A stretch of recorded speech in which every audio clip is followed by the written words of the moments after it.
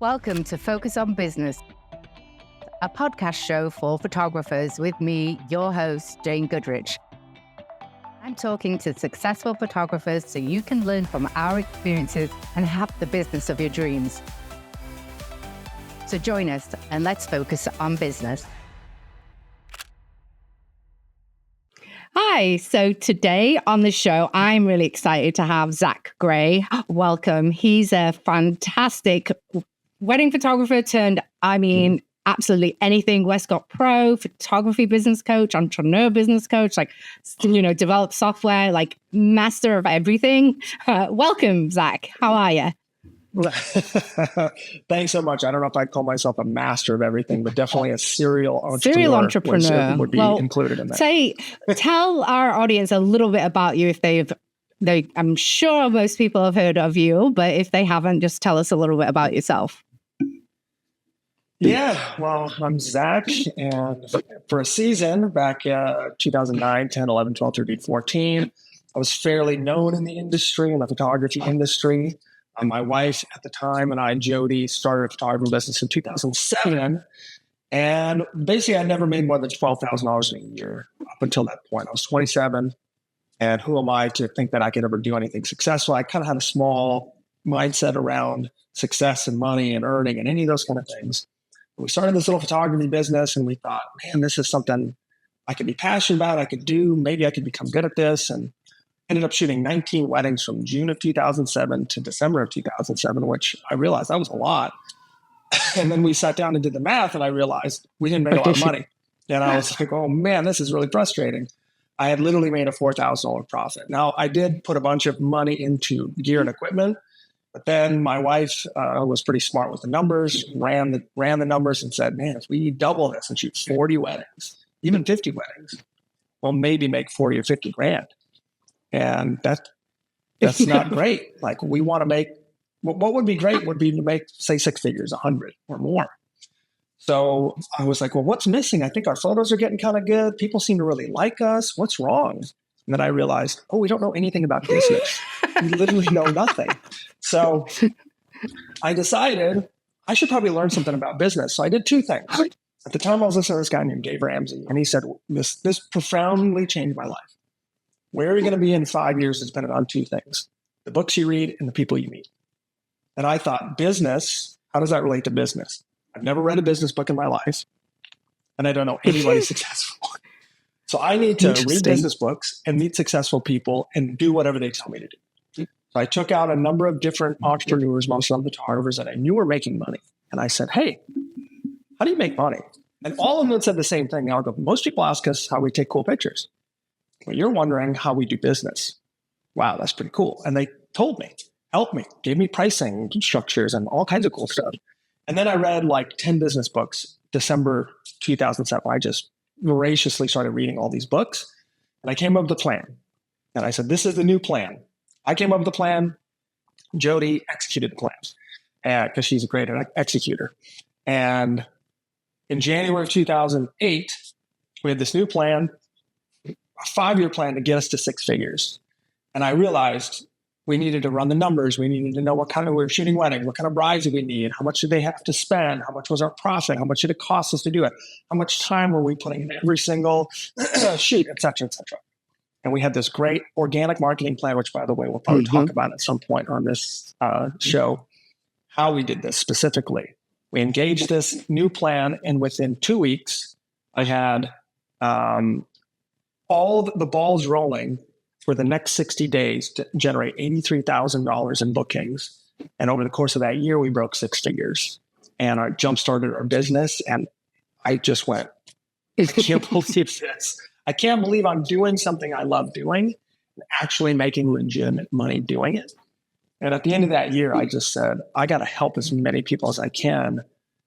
At first, it was photographers, but over the years, it's become anybody and everybody that is passionate about something and maybe doesn't believe in themselves, or maybe has some limited outlook on what's possible.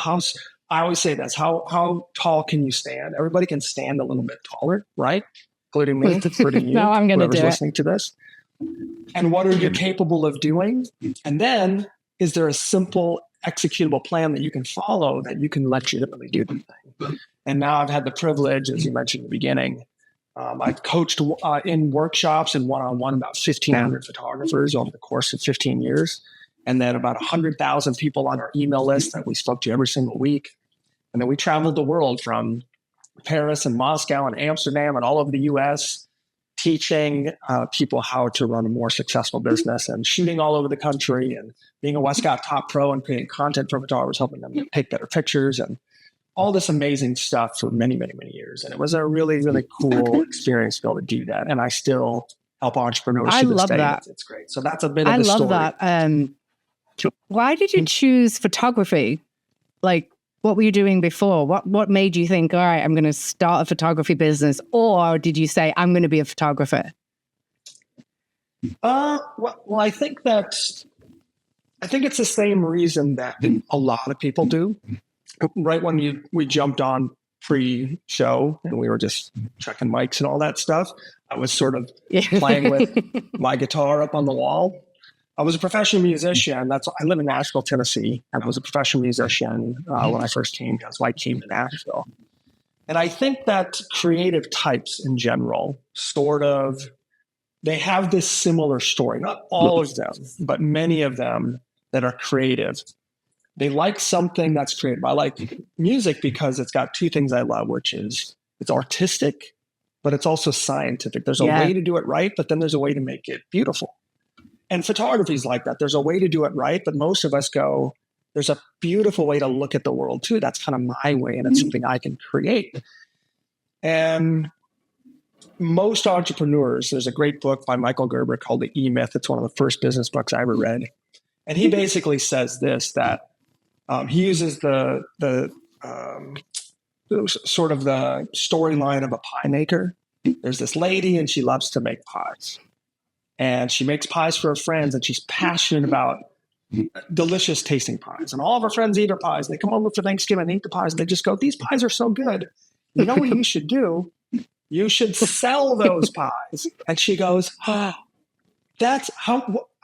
what could be better than doing the thing I love, but getting paid to do the thing I love? And Michael Gerber calls this the fatal assumption. And he says it's fatal for this reason. He says, just because you're qualified to do the work doesn't mean you're qualified to run a business that delivers that kind of work. Then we start a business and we go, I got to figure out my P&L statement. I got to figure out how to get ideal clients. I got to figure out how to build a website that has a call to action and authority and a testimony on it that drives people into a lead form that qualifies them. What? Like it starts to be frustrating because 90% of what you do isn't taking pretty pictures. 90% of what you do is really running a business. So if we can marry those two and fall in love with the creativity of a business and come up with some really great, beautiful systems, then we've got a match made in heaven. So I would say that's a long way to answer your question, which was, I love music. And when I realized I didn't know how to make money in music because I was traveling all the time, I thought, what else could I do that I could potentially enjoy? Photography is creative and scientific, and it was a natural draw to me. And I happened to be married to somebody that was good with process and systems. Match made in heaven right there from a business perspective. Definitely from a business perspective. Yeah, I think, I've heard from quite a few people that they have somebody running the business and they're doing the photographs and like relationships and all that stuff. It's like, it is more than just a one-person job because it's a business, right? So, yeah, and I will tell you this: the benefit of today is that if you have the right tools, so anything that we'll talk about today is really there's a tool for converting a lead into a customer. There's a 4-step tool. There's a tool for managing a client. There's a workflow process for managing a client to make sure you churn out happy clients. There's tools for posing a client. Do this, this, this, and this, and they look like this. There's tools for composition. There's a exposure triangle for taking the right exposure of a picture. There's a process or a tool for taking great off-camera flash photos. Everything is just a tool, and you have to sort of look at all the things that need to be done, the 6, 8, 10 things in a photography business. There's really 6 key things. And if you have the right tool for each one of these things, and technology can fill the role of a lot of these things, you can run a relatively successful business if you know what those tools are, and those tools are functional. I love that. I love that. And also, like, you can actually, outsource some of it. Like you joked about, P&L, like first thing. 100%. In fact, actually, before I even had a website, I had an accountant. I was like, I'm not dealing with that. I know myself. Yes. And I outsourced that from day one, and I'm so glad I did. So if you were to travel back in time to 2008, when did you, like that, when you decided first running was June 2007. 2007. So what would you tell yourself? You're like, all right, what would you do differently about how you launched your business? Well, I would definitely not tell myself how much work it was going to be, because that level of naivety, around what you're, this is sort of a superpower I have, which is I got this great idea and I don't think about what it's actually going to take to get it done until I'm deep into it, and then I just do all, hyper focus. So I would not tell myself that. I would probably tell myself, if I could go back in time. The question is, if I could go back in time, what would I tell myself? Would you do anything differently, or do you like your journey?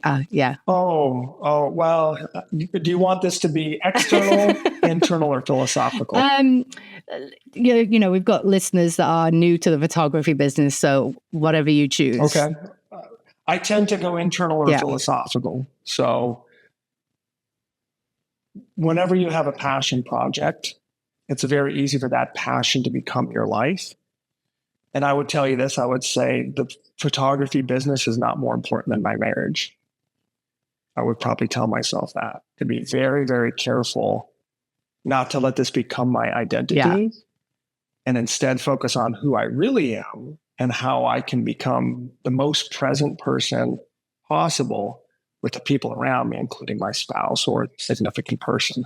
I would say that would be the primary thing. Like, that's very deep. And like, some people may listen to that and like, maybe you're 2 years into this and you've been ignoring your spouse because you're just busy working, and you're like, oh my gosh, this is critically important, because it's very easy for that to happen.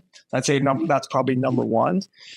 And then number two, maybe this is something you can never really do. Maybe we all know this, but when you're in the season of this really cool thing you're actually doing, it's hard to recognize how great this really is, that I'm taking pictures and people are paying me money. Like, enjoy it. Like, enjoy the moment. I'm a very visionary person, so I think about the future a lot, and I get stuck on the past.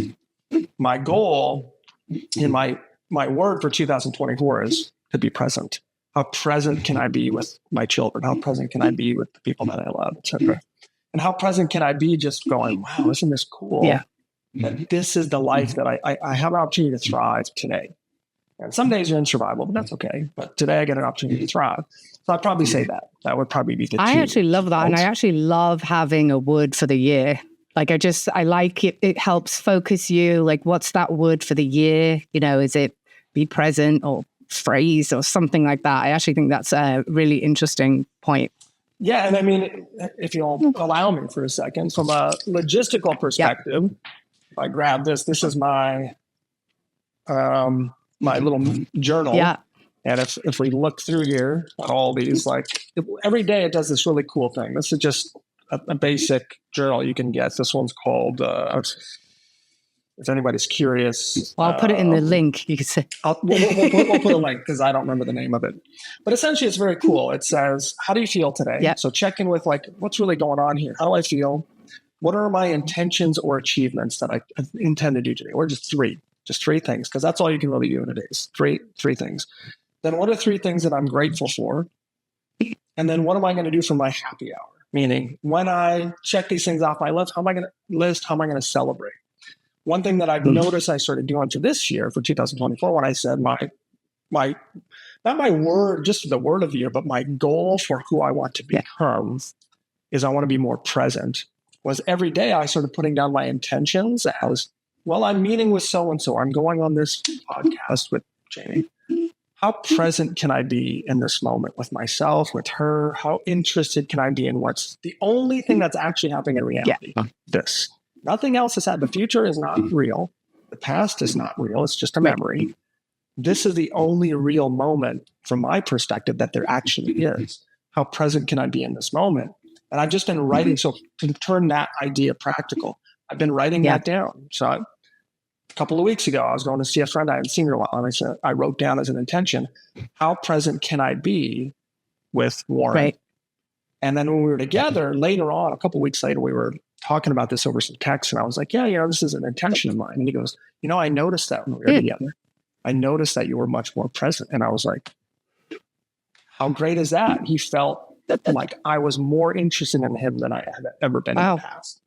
And I've known this guy for 15 years. That is pretty cool. I love the journal. I actually have a little bit of a hoarding habit with journals. I always try, and I think I have about 50. My 9-year-old daughter loves it because she sort of gets the ones that don't work. But I actually do like that, and it will bug you for the link, because what I love about it is it breaks it down into 3, and then sort of the intentions and the happy hour. What are you going to do to celebrate? Because I feel as business owners, photographers, creative people, we're always, okay, well, I've got to be the next thing. I've got to do this. I've got to do that. And then there's little wins of like, hey, I recorded a podcast today. Was that great? I'm going to celebrate that, just to celebrate the little 100%. wins as they're happening. 100%. I was talking to some photographers, and they was asking about different to-do lists and this, that, and the other. Or she said, well, I didn't get anything done on my to-do list, but I did X, Y, and Z. And I said, I want to create, and again, this is me being like, I want to create, it's probably not easy, right? But I want to create a done list, right? Like, this is what you think you get done, and this is what you actually did. But it doesn't matter, because this is still helping your business, right? Like, what did you get done today? Might not have been those 3 things that you got done that you wanted to do. Might have been something else, because you got sidetracked by a squirrel, because like, that's what I have. So totally. As creators do. That's funny. We were chatting before you came on, and I really want to hear your answer to this, of like what your favorite form of marketing is, because I know it will probably be go in depth as possible, because I loved what you were talking about before. Yeah, so marketing in January 2008, after making $4,000 in 6 months and being very frustrated, I'd read a bunch of great business books, and I had this plan. I was like, got this great plan, which was, I need this certain type of client, a certain type of bride that is willing to spend X amount of dollars in the front end, about $3,000 on the front end, and is okay with that. Well, where do I get those people from? So we came up with this great plan. This great plan was it was really ingenious, which was, I said, I don't know any of those brides, but who does? Who's a partner that I could build a relationship, or partnership relationships, as I sort of call it? And I said, well, wedding planners. Wedding planners already have 30, 40 brides through the year, and certain planners only work with certain budget weddings. And Nashville is a big city, and it's full of wedding planners. There's tons of them. So we got online, started doing some market research, and I built a list of, at that time, was about 35 planners. I would recommend more partners to start, but about 35 was on the list. And then I read this book by not Michael Gerber. I read a book by Seth Godin called The Purple Cow. And in The Purple Cow, he says, people don't care, if you're taking notes, write this down. People don't care about what's better. They care about what is different. Meaning, it's very easy to remember something simply because it was different, right? It uses the analogy of it's the first time you go out in the backcountry and you see all these cows out in the field. The first time you go, oh, look at those, a brown cow, neat. But then after a while, like you see hundreds of them, you just kind of go, okay, another brown cow, whatever. But he said, if you then saw a purple cow, you would never forget it. Why? Is it better? Is there something it can do that another cow can't do? No, it's just purple, so it stands out in your mind. He says, that's remarkable. Just being different is remarkable. So I said, okay, I want to build a relationship. All I need is about 5 planners. I said, 5 planners, each sent me 5 weddings. That's 25 weddings. And if they're all ideal customers, my business would be rocking and rolling. How do I build a relationship with just 5 people that could send me 5x more people? I don't just want to build a relationship with a planner and get on some list. I said, because that's not remarkable or interesting. I said, I only want to be the list. It needs to be the kind of referral where they love us so much that they say, you have to hire Zach and Jody. And if you can't get them, here's some other people I recommend. That's the kind of relationship I wanted. So here's what I did. 35 planners on a list that I thought were great. I did as much research as I could to find out as much as I could about them. Then we hand wrote 35 handwritten notes. Hey, so-and-so planner, checked out your website. Oh my gosh, amazing. I noticed you just had your first daughter. Super cool. I love that photo on Instagram about X. Now, there was no Instagram in 2008, but you get the idea. I'm modernizing it for you. And then back then it was on your blog, whatever. And then I said, inside this little gift bag, you're going to see there's a $5 Starbucks gift card, which back then could buy you a coffee. Now it can't. We would love to get together with you and have a coffee on us and hear about what we could do to serve your business. We packaged this little boutique thing up in the mail. Remember that? And mailed it to them. Out of the 35 planners, 7 of them within about a week or so responded because we put our business card in there. Now I put a link to my calendar so you could get on a call or set up a time to meet in face-to-face, which is ideal, or a call like this. 7 of them responded. Within a week of meeting with 5 of them, 4 of those 35 immediately started referring us business, immediately. And within 60 days, we made $83,000 in bookings. That radically changed the trajectory of the business. That was just one of the 3 corners of our triangle marketing that we focused on. So wedding planners, we did that.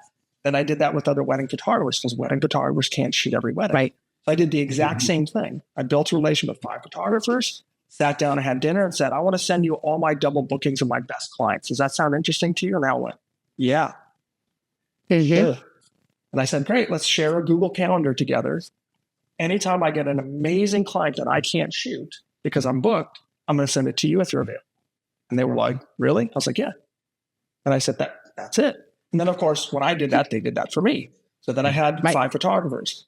Then I went and built relations with 5 wedding venues and did the exact same thing. And now all of a sudden, all these clients were I got 33 weddings booked that year, starting at $3,000, and people were spending up to $10,000 with us just in 2008. And the business just exploded. So I love my that. favorite marketing technique. I love that because I think also you can do that in any form of photography, right? For example, I'm a newborn and family photographer, right? I can meet, maybe there's not 35 doulas, right, in my area, but there's probably a lot. There's also, prenatal yoga people that you can meet and you get to know them. And I love the how can I serve you first, because they're going to need some photos for their Instagram. We have a camera, do something for them first. 100%. And then, and I love the fact that you said you meet with other wedding photographers, because I refer to different, if I'm sort of heavily booked, and I can't book anyone in the fall, I refer them to I call them my friends now. And, or I don't do bar mitzvahs, I refer them to somebody else. We need, and I will say there are situations where you need a second, I was sick or I needed somebody to go and photograph somebody's, mom that was in town from South America, but my grandmother was, passing. Yeah. So it was like, you need your friends. I call them making business friends. Yeah. And if you think about organic marketing, this is a tool that we just discussed, kind of a 10,000 foot view of a tool. The devil's always in the details. The nuance is where the magic happens. Okay. So we walk through 6 or 7 key steps to get to the end result, which is 5 wedding planners that think you're the greatest thing on earth because you care about them, you're interested in them, you're taking care of them, you're finding out what you can do for them, you're not talking about yourself, you're talking about them. Then when you get one of their clients, you blow their client's expectations out of the water, and their client, you always push that back to the planner. It's always about how great the planner is, and the planner just wants to keep reciprocating. Now we build this really beautiful thing together. Speaking of the nuance and why it's so critical, the nuance as an example I build a relation with a photographer in weddings, and I tell them I'm going to send them a referral. Then I get a double booking and I can't do it. So when I check the Google Calendar and notice he's available, this is what I do. I reply back to my client who's probably coming from a referral, who really wanted to work with me, but I can't do it because I'm booked. And I say, oh my gosh, I'm so bummed out. I'm not available for your wedding, but don't worry, I'm going to take care of you. If I was going to get married again, this is who I'd shoot the wedding.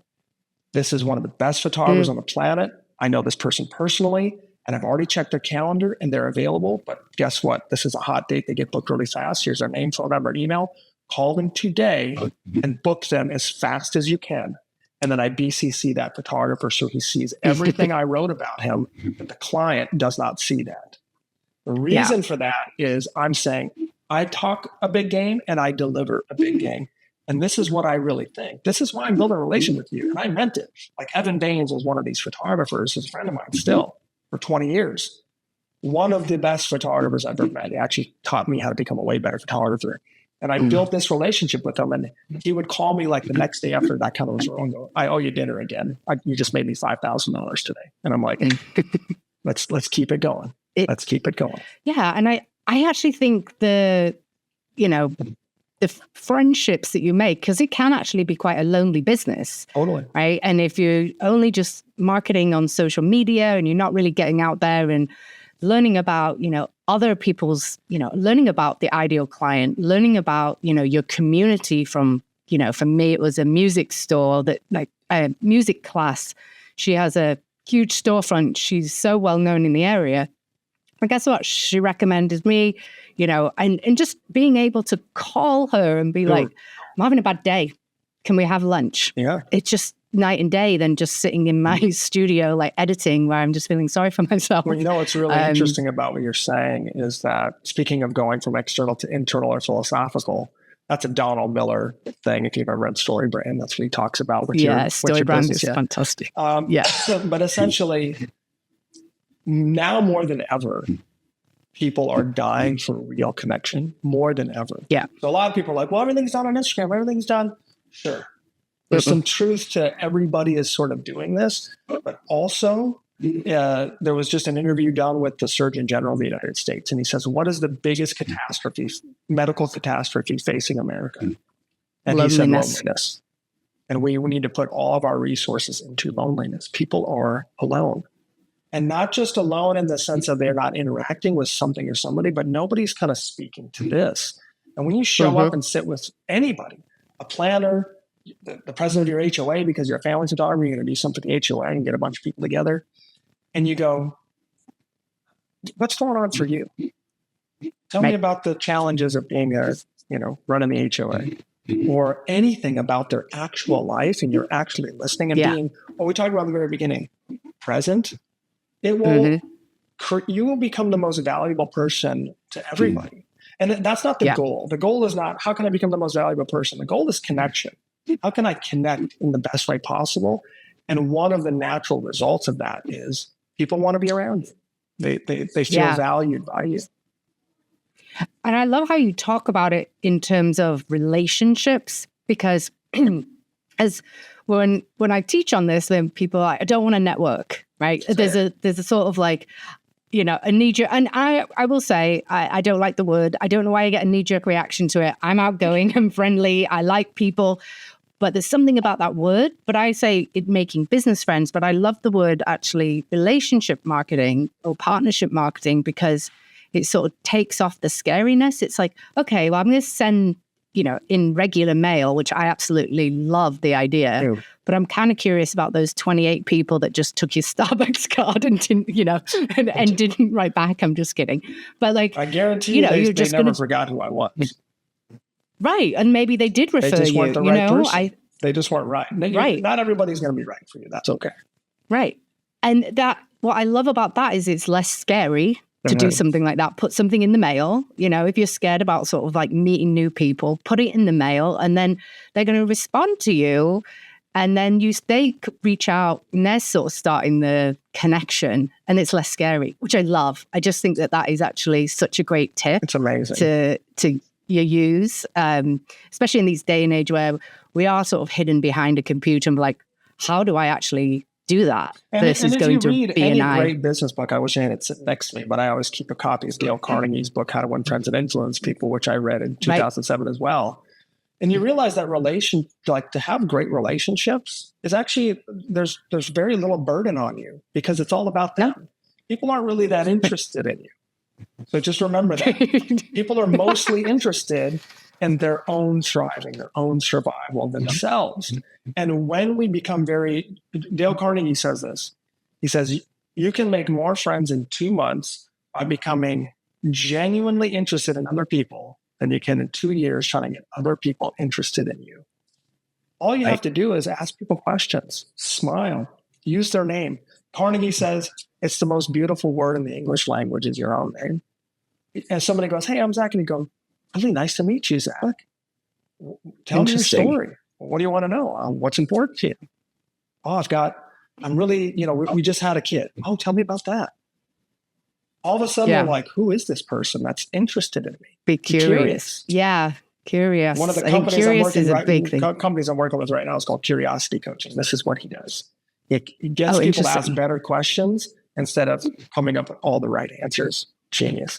Yeah, it is a genius. Like, be curious. And I love the tip on using someone's name because it actually can help in more ways than one. It can help building relationships, but also on your shoots.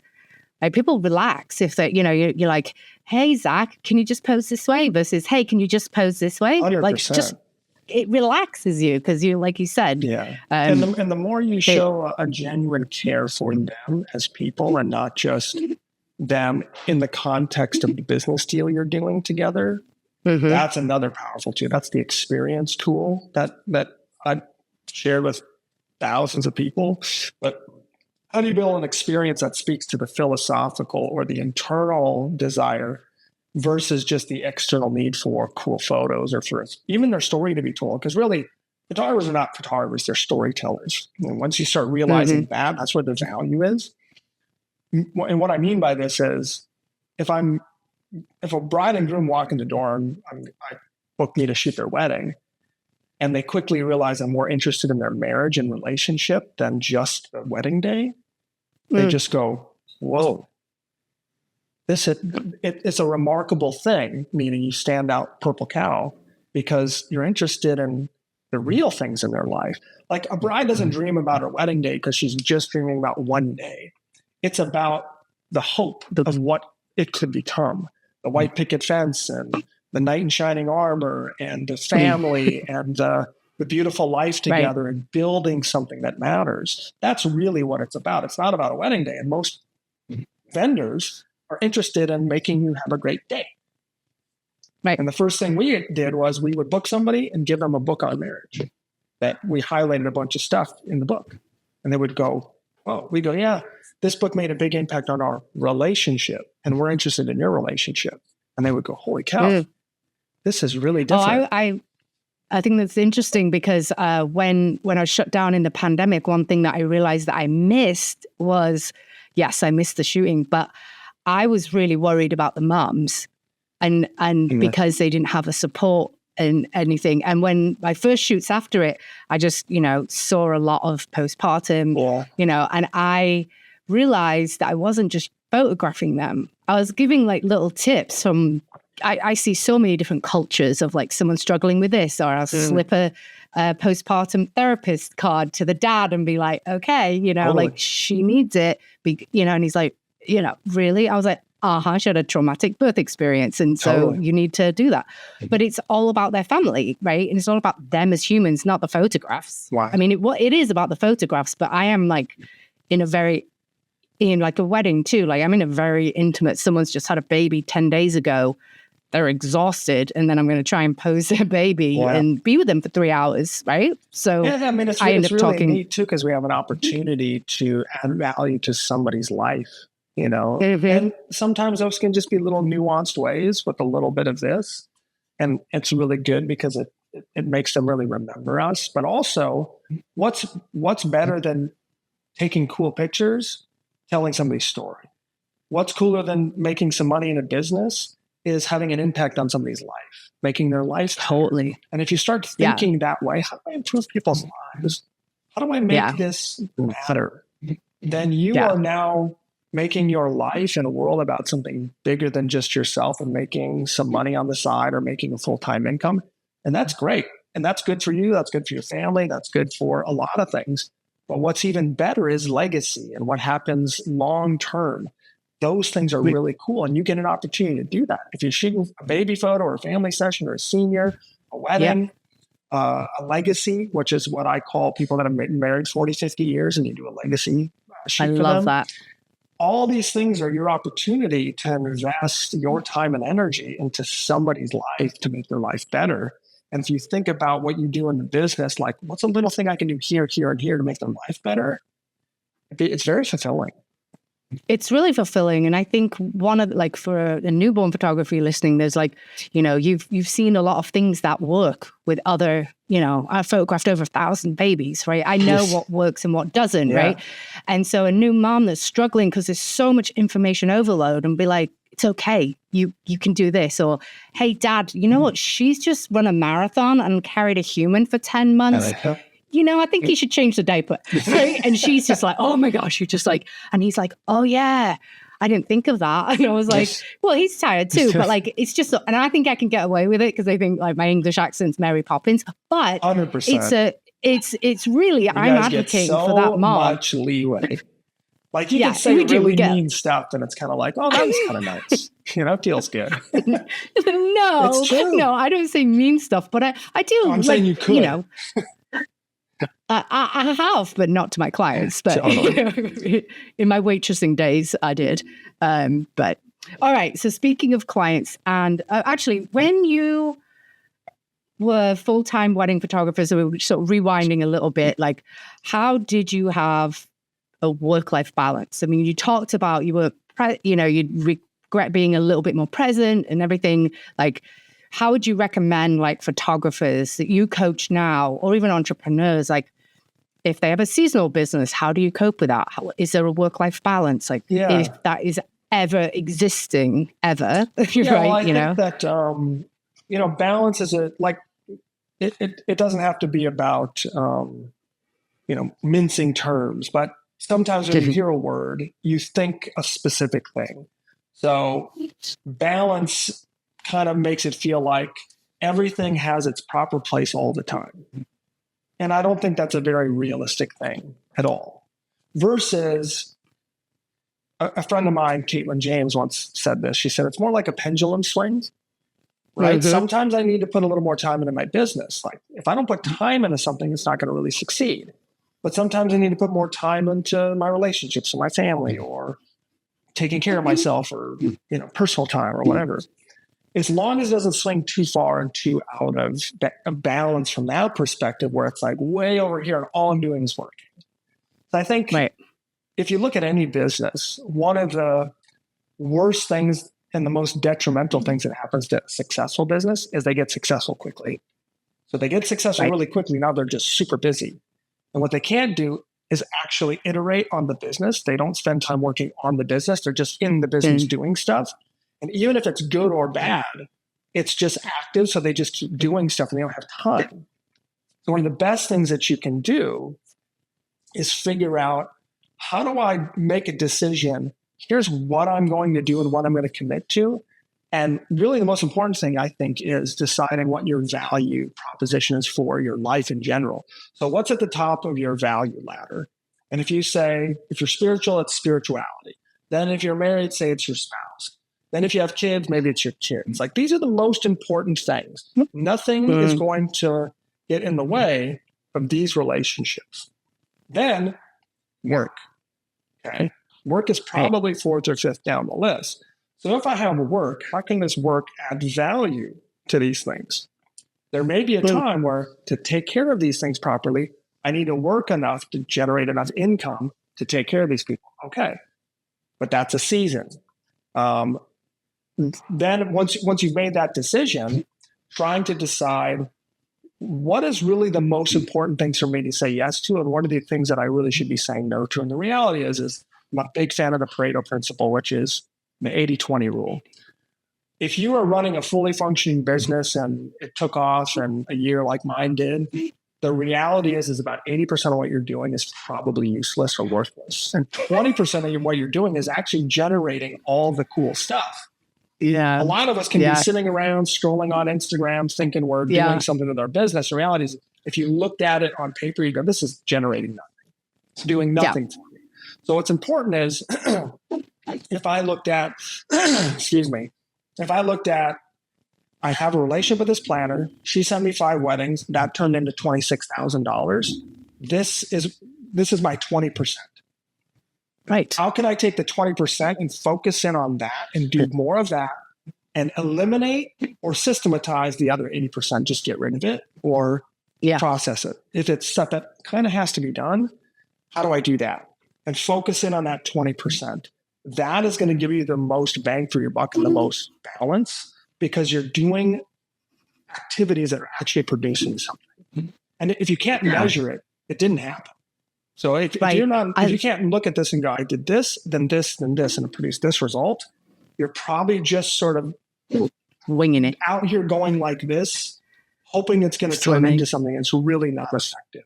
And I think that's interesting. A really good coach helps you look at your life and go, you realize you're doing all this stuff and it's totally useless. And you go, wait a minute. The outside perspective is really, really helpful.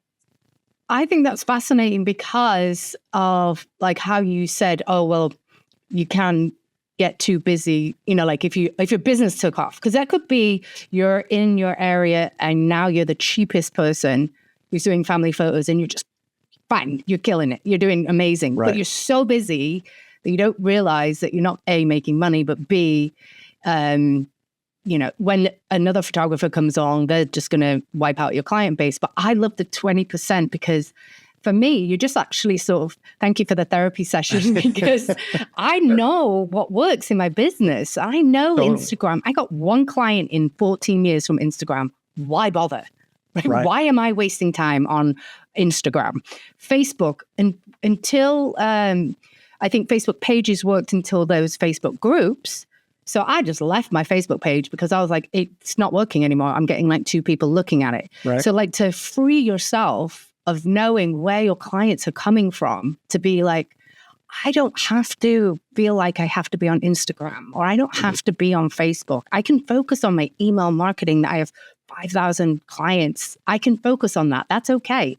To give yourself a little bit of a break. 100%. You're like, wherever it is. And I love the honing in on what's working, double downing, like I love the Pareto principle, but I've never heard of it. When we started our business back in 07 and 08 and started to get successful, when we shot 33 weddings, and it was like 33 weddings, 33 engagement sessions, 33 workflow task lists that each had 78 tasks that we did to deliver, you know, we systematized that, we processed that. So it got easier and easier and easier.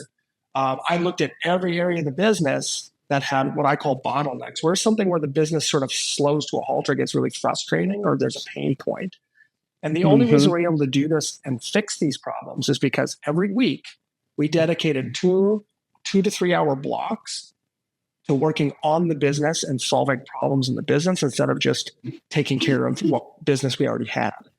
And it was hard because working on the business. We stopped. Versus we said, we're not going to deal with customers. We're not going to edit photos. We're not going to do stuff that has to do with making the business deliverables happen. We're going to look at the business and go, what are the 2 or 3 biggest problems we have in the business? Most photographers, their biggest problem is they spend 22 hours editing a session. Even today with AI and all this stuff, they just fiddle.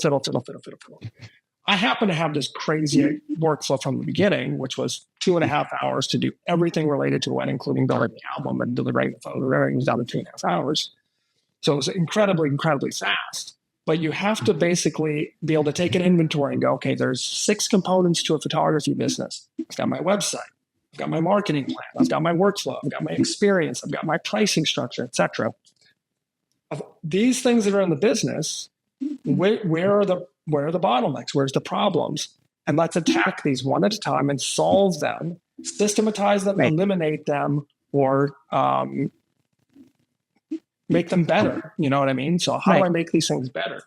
And if I do that and iterate, you'd be shocked in 6 months what you could do to have just absolutely highly functional business that works really, really well. And it's not hard to figure out how to solve these problems. Yeah, and it's interesting that you did that sort of the 2 to 3 hours on your business. And I was like, oh, I never did that. And I'm crying to my rib, Well, you but do it because actually, you're forced to at some point, right? Well, I do a weird thing, and I don't know why. I love Law and Order and all the detective shows. So I actually called it like a shoot post-mortem. Like, like each shoot, like I would do it like, did that client, what happened, and whether it was learning a location didn't work for a 2-year-old because it was too rocky and the kid fell over, or like, could I have done something different? Like, so every shoot, I did it sort of on a micro level. And then because my business is quite seasonal, every January I did a sort of like what do I want to change of my business? So you can do it weekly, but you can also do it in a slow season, but also basically after every shoot. Like, where did that person come from? That's working. I want more of that people, like a little bit each time. Yeah. I don't know if it's me or if a lot of creatives work this way, but I tend to be more on the visual side. So we had 3 sections of whiteboards. I had this giant, I love 6-foot tall whiteboard, which was my idea board or my problem solving board. Then I had 3 glass ones that were smaller step-by-step ones. And then we had another one for individual things for the day. So what we did was I would go on this like business, like work on the business day instead of in the business. We would go, okay, what's been really giving us some headaches lately? We go, this or workflow or client experience or something, something that's taken up an unusual amount of time or is really hard or feels like frustrating. Write it down. So like 10,000 to be, okay, here's the problem. Okay, let's get some clarity. So that's called discovery. Discovery. What's going on? And you can do this to start a business. What's missing for me to be able to start a business? I love photography. What's missing? Well, portfolio. I don't have a very thick portfolio. I need more portfolio. I need to work on some off-camera flash skills. Okay, discovery.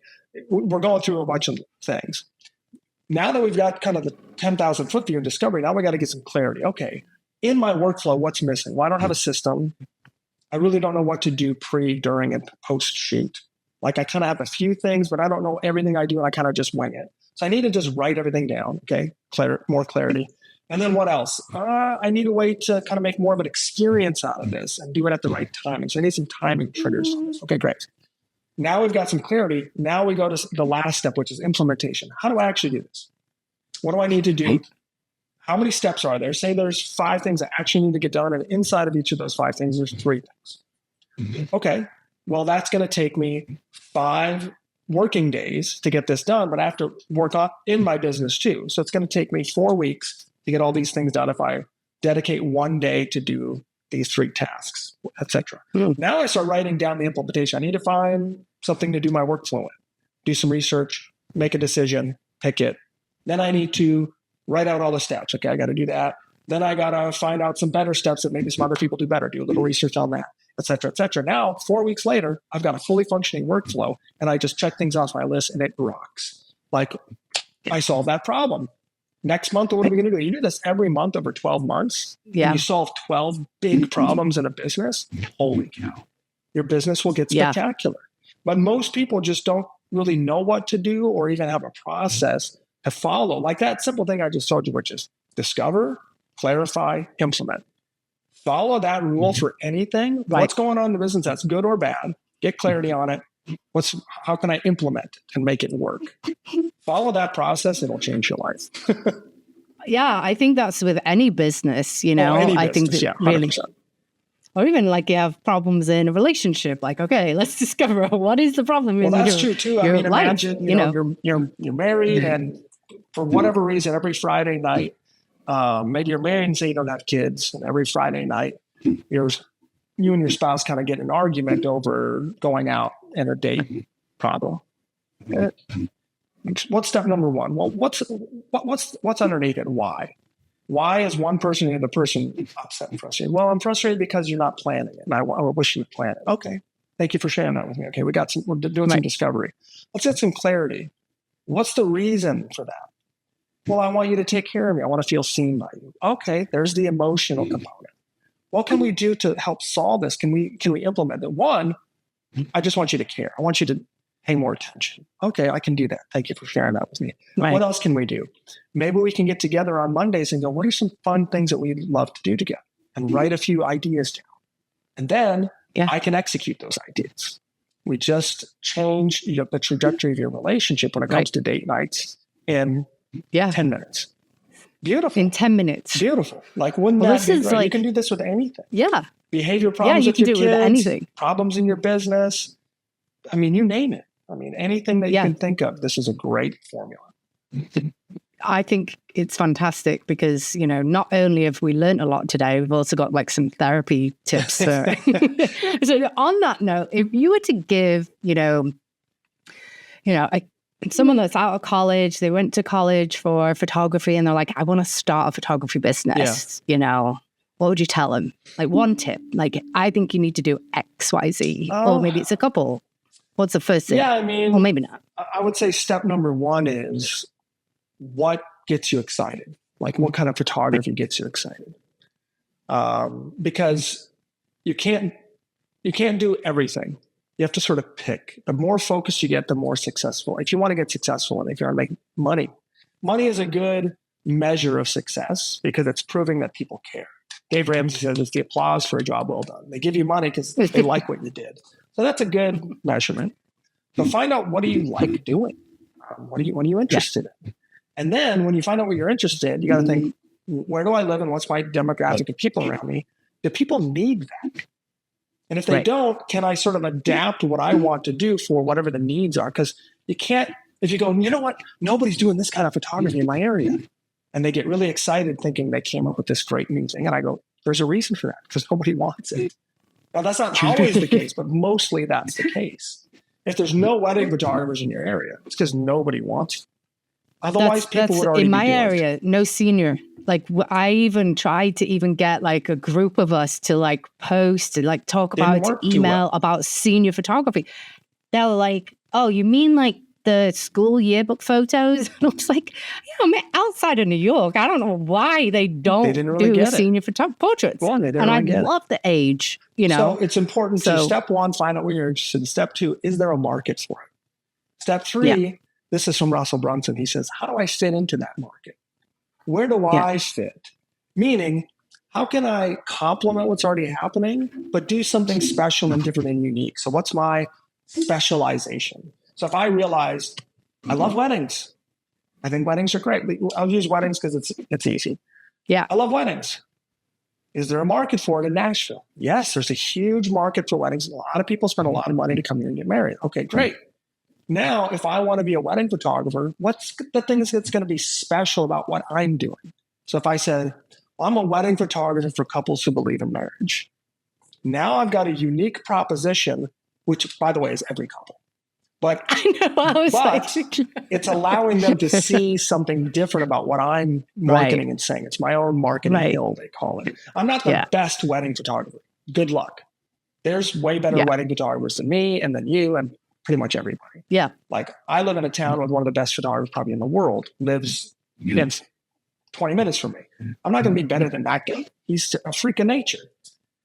Right. Being the best is not the best idea. Being different is better. Okay, that's the better idea. So what can I do that's unique? And then once I figure that out, then we do all the other stuff. Build a portfolio, the business plan, the unique positioning statement on my website, the relationship marketing, lead conversion, workflow system, sales process to get people to say yes, and then pricing, and then deliver. How do I deliver? Create a great experience. And then at the end, how do I get them to refer me to all their friends that are just like them? I love it. I absolutely love it. And basically sign up to your coaching, right? I've been doing this a long time, so I've helped a lot of people. So like, if you're in the wedding world, you may have heard of Amy and Jordan Demos or Caitlin James, or in the general photography world, Vanessa Joy, who's like, huge in Anorama and like a huge photographer right now. I've done coaching for all of these people and help them in different components or stages or places of their business. And then just a lot of just regular everyday photographers that, came to me and said, we're doing real estate. And I said, okay, well, what's going on? Well, we're making 120 grand a year. I'm like, that sounds pretty great. They're like, no, because it's crazy. And we have 65 different real estate agents we're working with. And we're like, our heads are exploding. Wow. And we got a pretty good workflow. We deliver things, we turn things around the next day, but holy crap, this is really hard. I said, okay, why don't you go get one real estate company like Keller Williams, and then they'll send you 200 houses next year just on a 1-year contract. So they went out, did that, doubled their income like that. And the workflow was simple because they had one client. And I was like, great, go get 3 more of those and you'll make 500 G's a year. And they were like, it took 2 weeks to double their income from $120,000 to $240,000. So that's the thing I've been doing for a long time. And the thing I'm really good at is to look at your business and go, okay, here's what's missing. Here's a simple way to solve this problem. Here's how we execute it. And now all of a sudden you have a business and it's working and you're doing the thing you love. I love that. I love the just actually taking a different, you can just take a different spin on it. You know, you also, I think everybody needs I think personally, it's so hard to start a business, but because there's so much to do. It feels daunting. If I were to give, it's daunting. And, you know, I mean, I have an MBA and I found it hard, right? I'm like very atypical photographer. And so I do think we don't have an industry where we apprentice like hair care, you know, or we're going through that. I think there's like number one thing is, and we don't think that you need to invest. It's one of those things like, well, I got a camera and a computer. And I'm like, the best thing you could do is actually get like a coach who's done it before to like save you 3 or 4 years. What's interesting is there's actually data on this, which is over the course of the average photographer tries to make money in photography over the course of their 3 years of starting, and then 76% of them failing. Yeah. The reason for that, what they spend in that time, not on camera gear, but on trying to make their business work, about $14,000. They spend $14,000 trying to figure out how to make the business work, and then 76% of them fail. But of those that get a legitimate game plan from somebody who they can apprentice with or can coach them, the statistics are literally the opposite. So I have a coaching business, and we have the average photographer makes like $31,000 a year on average. Our average photographer makes $76,000 a year. Yeah. And gets successful within 3 to 4 months because we give them the right plan to follow, versus over a 3-year period failing and spending $14,000. So it's like if I say, oh, you want to go, let's coach together. It's going to cost $5,000. People are like, $5,000, that's crazy. And I'm like, well, you can try it on your own. And statistically, you'll spend $14,000 and it won't work because you're just trying to figure it out on your own. But really 20 years ago, most people became photographers working with an established photographer. They spent time with somebody and learned how to do the business. They learned all the technical skills for shooting, which back then were very difficult to learn. And now it's much more easy to learn. You can hop on YouTube. You can get a camera that does a lot of the heavy lifting. And you have enough skill set to go out there and actually do something if you got an eye for it. But then the business part of it is this big component that there's a ton of information out there, but piecing it together in a way that actually has a process that is functional and can work is really hard. It only takes 3 to 6 months to get profitable in a wedding photography or in any photography business. Yeah. Whereas it takes about 3 years on average to get successful and make a profit in almost any other business on the planet. So that's what's unique and brilliant about photography. Yeah, I agree. And I think it's just having that sort of roadmap or the guidance where you're not flailing and trying to learn and trying to spend money on things that actually don't work. I'm actually shocked at the statistic that people spend that much, to be honest. That's interesting because a lot of what I've sort of found is like people actually are not spending and they need to spend on coaching, on like learning from others. They'll spend a ton of money. Although, you know what? I'll take that back. I think a lot of people spend money on education in terms of the lighting and, you know, the mentorships from the shoot perspective, but not necessarily the business perspective. Which are things they think are important to make the business a success, and they do have a place. You do need to know how to tell a story. Absolutely. And build a portfolio that people are interested in. But yeah, you know, I would say if I was going to give advice to somebody about that, I would say the most important thing is finding somebody you trust that has experience, that really knows what you're talking about. And if you really want to make money in your business, even part-time money. Like, would I spend $5,000 to learn how to make $30,000 or $40,000 a year? Of course. And that's a great investment. And I remember back in 2012, when I was trying to reposition my business to a new niche, I hired a coach. I spent $5,000 for 3 hours. It was very expensive. But this guy's a genius. And my discover, clarify, implement, that's from him. And he said, here's the 10 things that you need to do this thing. And I paid him $5,000 for him to tell me that in 3 hours. He told me that. I did the 10 things and did exactly what he said. And I made $100,000 that month. And I was like, wow. So I spent $5,000, made 100. I was like, that was great. You know, that client I was talking about before that said, we're doing 120,000. We want to make more money. They paid me $5,000 and they made $240,000 next year. I doubled their income. So they made 6 figures from a $5,000 investment. Was it worth it? 100%. So if you really can get a great game plan that is something that you can execute and have an asset for years and years to come, it is definitely worth investing into that. Yeah. Well, I want to wrap up. This has been amazing, and I could probably talk to you all day. It is easy to talk to you. I love this. It's just because I'm English. No, I'm just kidding. That's part of it. Tell our audience where they can find you. We will put it in the show notes, so if you you don't have to spell it out. The best thing to do, speaking of Instagram, go follow me on Instagram, Zach Gray, Instagram.com/Zach Gray. And then just, if you need anything from me, if you want to get on a call, if you want to talk about your business, if you want to explore coming to a workshop with me, I do workshops here at my house in Nashville, Tennessee, every 60 days.